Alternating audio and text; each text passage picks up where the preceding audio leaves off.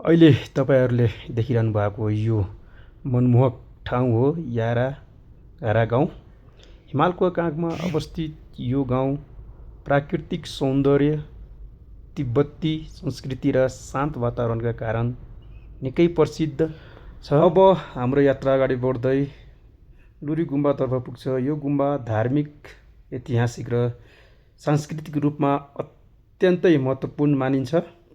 पहाडको काखमा रहेको यो गुम्बाबाट देखिने हिमाली दृश्य साँच्चीकै मनमोहक छ।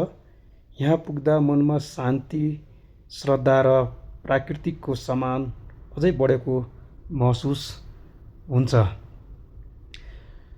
लुरी गुम्बा केवल एउटा धार्मिक स्थल मात्र होइन, मुस्ताङको इतिहास, सांस्कृतिक र परम्पराको महत्त्वपूर्ण चिनारी पनि हो। यहाँ आउने आन्तरिक तथा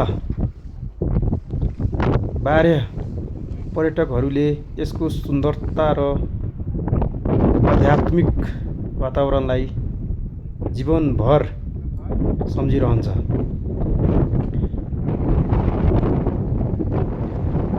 यस्तो राम्रो छ दृश्य गाइस। यदि तपाईँ मुस्ताङ घुम्न योजना बनाउँदै हुनुहुन्छ भने हेर्नु गाइस, सीन कस्तो दामी छ। याराघारा गाउँ र लुरी गुम्बालाई आफ्नो यात्राको सूचीमा आउनु है, एकचोटि भिजिट गर्न आउनु गाइस।